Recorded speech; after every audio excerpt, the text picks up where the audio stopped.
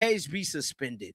Now, this is a post that came out last night that I caught, and it states Valkyrie's guard Tiffany Hayes could face a suspension for 1 or 2 games and a fine after comment towards Caitlin Clark. Now, this is the possibilities what could happen. Now, is this going to happen? It don't look like she's going to receive any punishment from her comments towards Caitlin Clark. Now, there has been Black women that are content creators that is coming to Caitlin Clark. The situation surrounding Tiffany Hayes and Caitlin Clark appears to be escalating rather than settling, with the Indiana Fever scheduled to face the Golden State Valkyries again on Thursday. The game carries extra weight given everything that has unfolded over the past several days. Despite the controversy reaching national media outlets, the WNBA has not signaled any intention to issue discipline related to Hayes endorsing a fan's offer to inflict harm on Clark online. The story caught national attention after the Daily Mail published a piece covering Hayes' activity on social media, specifically her response to a fan who suggested bringing people to physically confront Clark. Hayes replied to that post with affirmation, and the clip spread rapidly. Her name began trending on social media platforms as the story grew. A suggested statement circulated online that many felt the league should have released. This is a previous reading that any encouragement of violence toward WNBA players is unacceptable and that immediate, meaningful consequences would follow. No such statement materialized from the league or its players' association. Caitlin Clark. Now, there has been Black women that are content creators that is coming to Caitlin Clark defense. Now, this is shocking to me because there has been a growing notion that Black women and Black fans of the WNBA, in particular the female side, is not rocking out with Caitlin Clark. Now, the Daily Mail put this article out today, and this article right here is making big time buzz.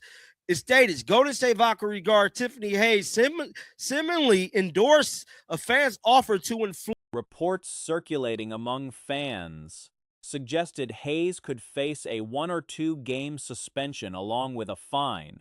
But as of the latest updates, punishment of any kind appears unlikely. Hayes has been primarily active on Threads rather than on X, which is where most of the online exchanges have originated. Notably, several Black female content creators stepped forward to defend Clark and criticize both Hayes and the broader culture surrounding the situation. One creator pointed out that Clark has done nothing but elevate the league's visibility and perform at an elite level, yet faces relentless hostility. She argued that Clark, personally, has never acted in bad faith, does not make interviews about herself, runs a foundation, and regularly uplifts others, yet continues to be painted as a villain. The creator called out prejudice directly, stating that disliking someone is a personal right, but obsessively engaging with everything related to that person crosses a different line entirely. Another creator broke down the specifics of the Hayes situation, pointing out that Hayes herself initiated the trash talk during the game, then went online presenting her ability to maintain composure as some kind of personal growth, despite the exchange being standard competitive banter. The same creator highlighted a fan comment suggesting a coach should use a developmental player to physically retaliate against Clark, and questioned how that sentiment existed in a space where supporters of Hayes insist there is no targeted hatred toward Clark. Guard Tiffany Hayes seemingly endorsed a fan's offer to inflict violence onto Caitlin Clark after the clash during their last matchup. Now, I have not read this article in its entirety, but I definitely want to read some of it here with you guys. So this is the Daily Mail. This is national news. Now, it goes on to say, Golden State Valkyries guard Tiffany Hayes has similarly endorsed a fan offer to inflict violence onto Caitlin Clark, which we did report on that yesterday. Now, I believe a separate issue also drew attention. The WNBA's social media accounts promoted Azzi Fudd's 6 three-pointers against the Liberty as a rookie record, while Clark's 7 three-pointers in a single game during her own rookie season in 2024 against the Mystics already holds the actual record. Observers pointed out the error and questioned why accurate information about Clark's esting record was not referenced when framing Fudd's performance. Fudd's outing was genuinely impressive, shooting above 50% from deep with 24 points, but the record claim did not hold up to scrutiny. The broader conversation building around all of this touches on a tension that has existed throughout Clark's time in the league. Critics of Clark's fan base have consistently pointed to racism within that group as a primary issue, while an increasing number of voices are now directing attention toward the hostilities Clark herself receives from certain corners of the WNBA's existing audience. The argument being made more frequently is that resistance to Clark's success, combined with the league's apparent reluctance to address behavior like Hayes' online conduct, reflects a deeper problem that goes beyond fan rivalries. Clark, for her part, spent the weekend as Grand Marshal of the Indianapolis 500, signing autographs and engaging with crowds, while the controversy continued building without any participation from her. Now, I believe there has been even more comments from Tiffany Hayes. I have not went on her X account to see, but that's something that I'm about to do right now to see if she kind of went silent, but I don't believe she did. I believe Tiffany Hayes has been keeping this same energy all weekend long. And like, as soon as you go on Twitter, right? I want you guys to see this real quick. So I go on Twitter. Tiffany Hayes is. The W has remained silent on the Tiffany Hayes situation. No statement, no disciplinary action, no formal acknowledgement that anything worth addressing occurred. While the outcome was not entirely unexpected, given the league's track record on similar matters, the silence still carries weight, because what gets ignored sets its own kind of standard.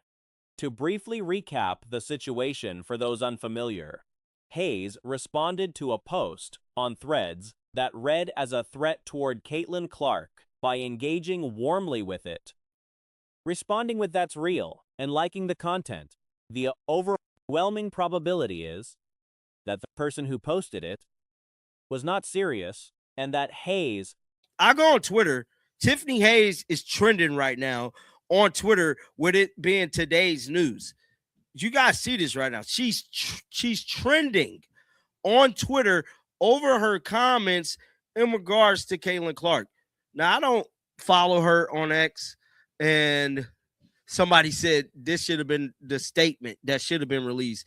Any attempt to encourage violence towards other WNBA players is unacceptable. We accept immediate action and meaningful consequences.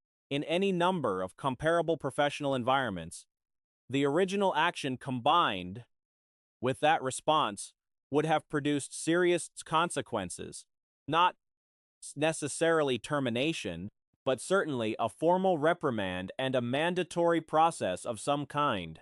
The WNBA has chosen to treat it as a non-event.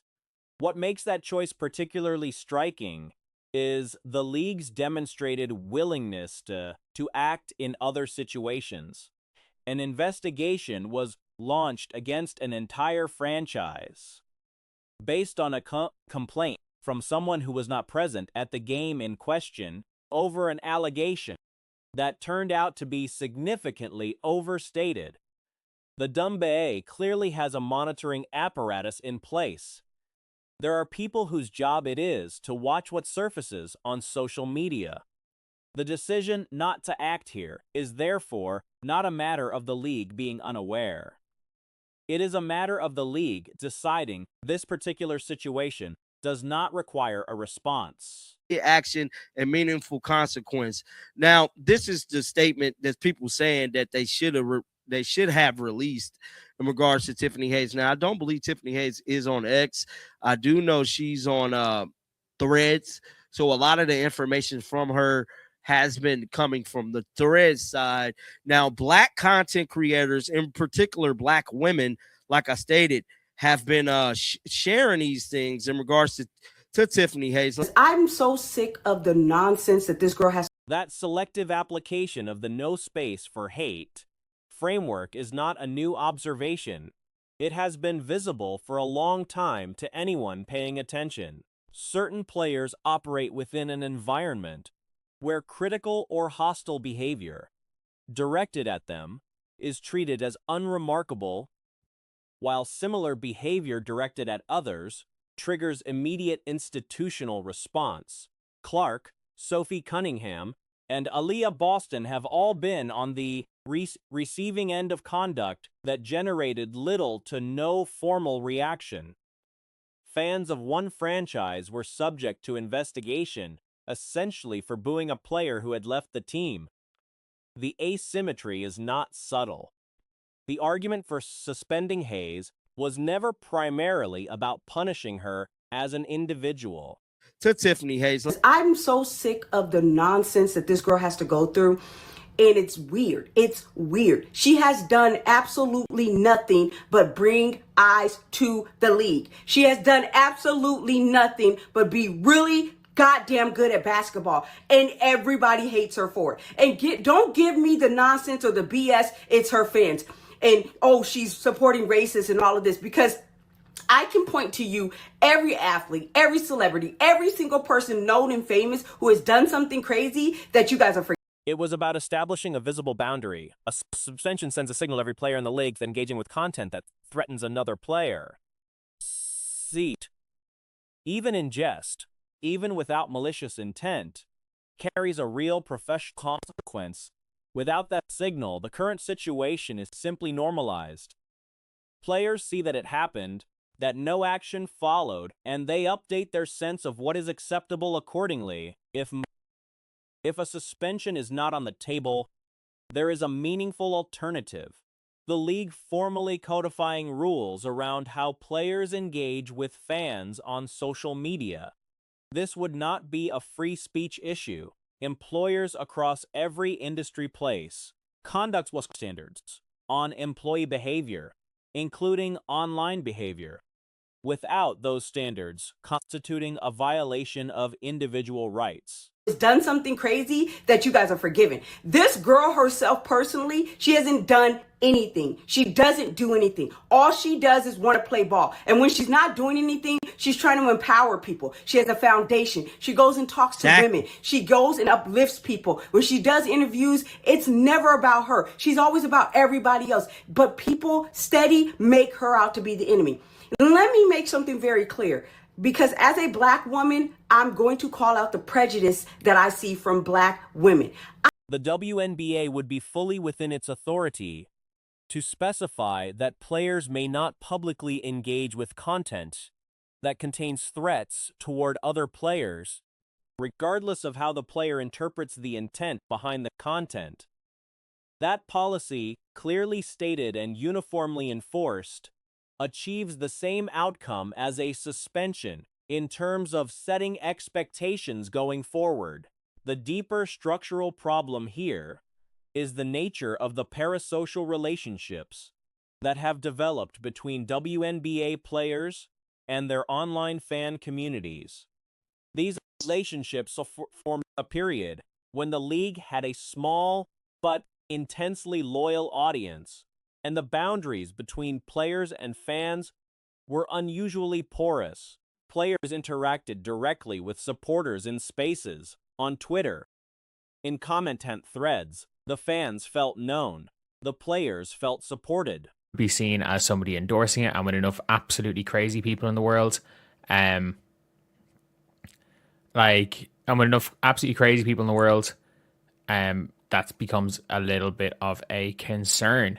To be completely honest, I don't think necessarily, like, if to be real, if Tiffany Hayes did what she did in another profession, she might be fired. Like, she literally might be fired in another profession. For a long time, the closed nature of those communities meant that nobody was looking too closely at who was actually behind the accounts. As the league's audience has grown substantially, the composition of those communities has become more visible and, in some cases, more concerning. Of the accounts, players were maintaining close online relationships with turned out to hold deeply troubling views. The migration to Threads was an attempt to preserve those communities at a smaller scale, away from the increased scrutiny. But the problem followed. Younger players, by contrast, tend to navigate this more carefully. Players who grew up with significant public profiles from early in their careers, who dealt with large fan bases and NIL attention from their teenage years, have developed a more calibrated sense of what to engage with and what to leave alone. Might be fired in another profession. But this is the WNBA. No space for hate is selective. It is very, very selective, and like, we all know that. We all know that that it's hate towards certain players is fine. Like, you can say and do what you want towards Caitlin, towards Sophie Cunningham, towards Aaliyah. They play for the Fever to an extent. Like I know obviously the whole Angel situation. They did not grow up in the smaller, intimate echo chamber of early WNBA social media, where every fan account felt like a known quantity. The risk that parasocial relationships create is not abstract. When a fan believes they have a genuine personal connection to a player, when they have been responded to, liked, acknowledged over years of interaction, proprietary sense of loyalty, by whatever means available to them, is something the player would want. That belief in a person with unstable judgment can move from online language to real-world decisions. The probability of that path being followed is low. But as the league's overall audience continues to grow, the raw number of people operating in that psychological space increases, even as the percentage stays constant. Like, I know obviously the whole Angel situation wasn't a, like, didn't, like, well, the fake crowd, the fake noises, whatever, about Angel, but like, plenty of players or people in the media and stuff have said and done things about Angel, but it's like, if you say or do things towards some other players, it's just never going to be accepted. Like, again, let's not forget, like, the Fever, people were calling for the Fever to be punished because their fans booed a player who quit on their team. Like, that was kind of crazy. But more viewers means more of every kind of viewer, including the ones who should not be encouraged. Clark's security situation is well documented. She has had a confirmed stalker arrested. She has canceled public appearances because people with documented threatening behavior online purchase tickets to them. There are unconfirmed reports of additional incidents involving people who tracked her travel.